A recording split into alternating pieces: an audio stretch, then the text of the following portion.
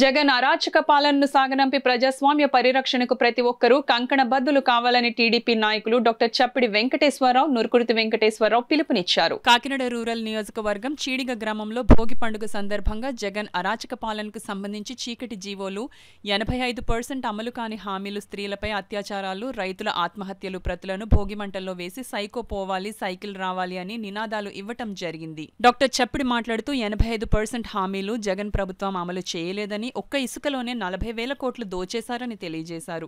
నులుకుర్తి మాట్లాడుతూ ప్రజాస్వామ్యాన్ని ఖూనీ చేస్తున్నారని, ప్రతిపక్షాల గొంతు నొక్కే పనిలో ఉన్నారని, వీళ్లు చేసే అరాచకాలకు త్వరలో బుద్ధి చెప్పాలని కోరారు. కార్యక్రమంలో గ్రామ మాజీ సర్పంచ్ పితాని అప్పన్న, కరప మండల అధ్యక్షులు దేవు వెంకన్న, ఉమా మహేశ్వరి, కోన వెంకటలక్ష్మి, యశ్వంత్, జనసేన యువకులు పాల్గొని జయప్రదం చేశారు. అన్యాయాలు, అక్రమాలు, దౌర్జన్యాలు, ఆత్మహత్యలు పోటీ పడి 2-3 స్థానాలు అక్కడ ఇటువంటి పరిస్థితిలో ఉంది. దీని గురించి ఏంటంటే ప్రజలందరూ కూడా ఇసుకెక్కిపోయి ఉన్నారు.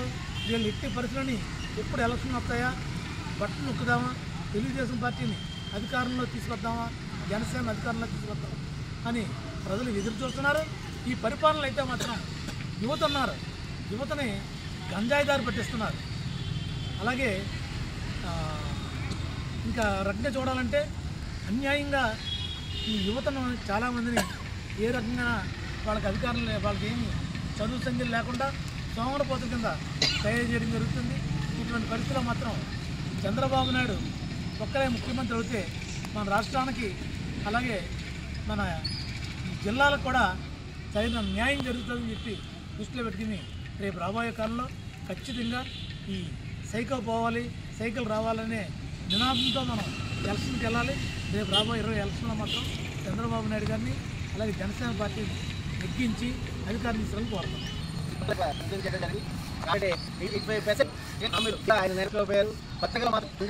రోజు ఒక పేరులో ఆయన ప్రకటనలే సరిపోతున్నాయి. పేపర్లో ఆత్మహత్యలు చాలా ఉన్నాయి, రైతులు గిట్టుబాటు లేదు, నిధులు జాబ్ లేదు.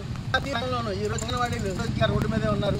ఏ రంగం ప్రతి జగన్ 40,000 పైన వచ్చారు. ఈ గవర్నమెంట్ వెంటనే గద్దె దిగాలని చెప్పేసి ఈ సైకో పాలన పోవాలి, సైకిల్ అనే నినాదం ఈరోజు మేము జరగబడుతుంది. ప్రజలందరూ కూడా వచ్చే చంద్రబాబు గారి తెలిసే తెలుగుదేశం